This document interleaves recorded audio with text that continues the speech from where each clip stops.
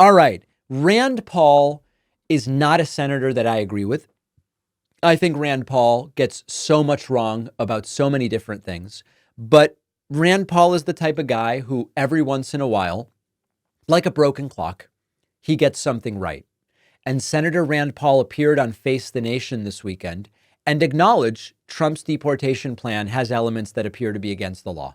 Now, I'm going to prepare you before people write in and say, David, are you endorsing what Paul is saying? No, listen, what you're going to see in these 54 seconds is Rand Paul kind of hem and haw. He uses caveats.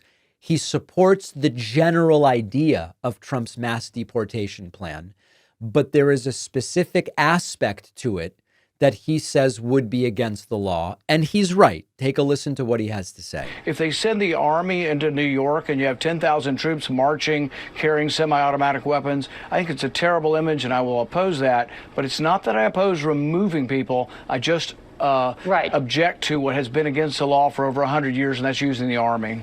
And again, against the law is code for illegal, not exactly law and order. But deputizing the National Guard, that specifically is the proposal. You also oppose that. I don't think it's the best way to do it. It's less clear whether that's legal or illegal. Typically, it has to be done at the behest of the governors. I still don't like a militarization of police, whether it's National Guard or Army. I think there's a lot of FBI. Okay. There's a lot of Border Patrol agents. There's a better way to do it, and it needs to be individualized. That doesn't mean I'm any less serious about getting it done. It just needs to be done according to the law and consistent with our traditions. So listen, beggars can't be choosers. Broken clock is right twice a day. Whatever you want to apply to it. Rand Paul is completely correct about the claims he's making regarding the illegality of what Trump wants to do. It is against the law, as enshrined by the Posse Comitatus Act. We've talked about it now we've talked about it a dozen times over the last 5 years. We've talked about it now 3 times over the last 2 weeks.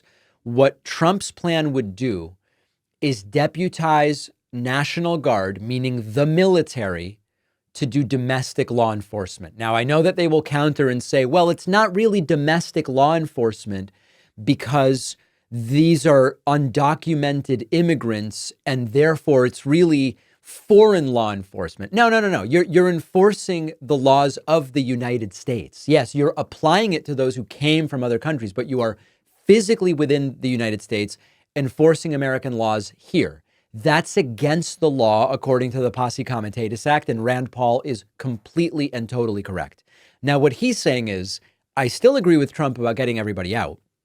I think that there's a different way to do it, which is use Border Patrol, which is already here specifically for this purpose.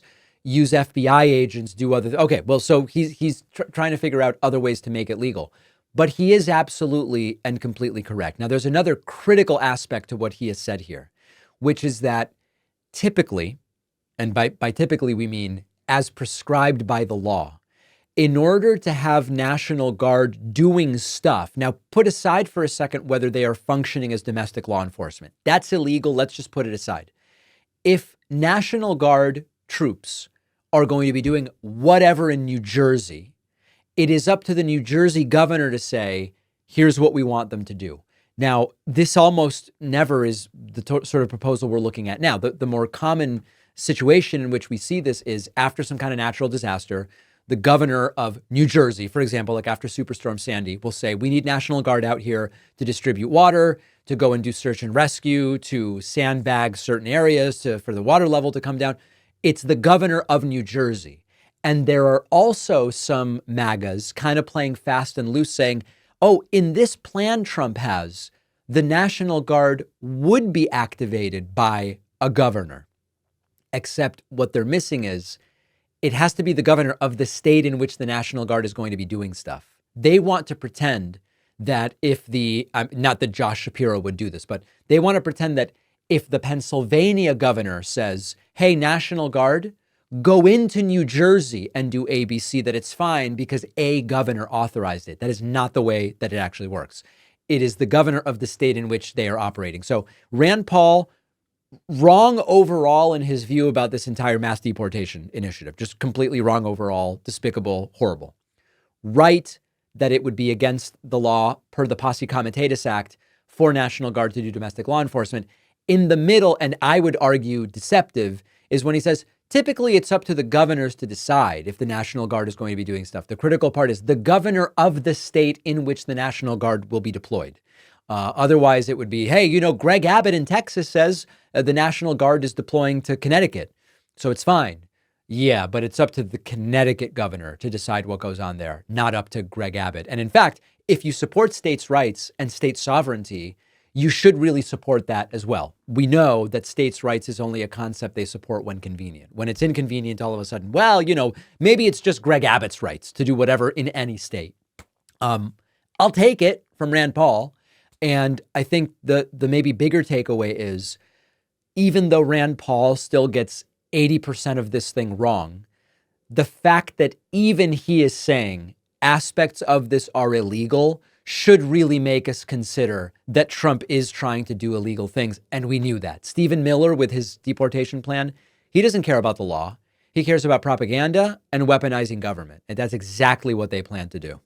Many of us have bad habits we want to kick. Finding motivation can be hard, especially when life gets heavy and the bad habit seems to be what's keeping you sane. Thankfully, Fume is here to help you prioritize your health in a way that will not disrupt your daily life.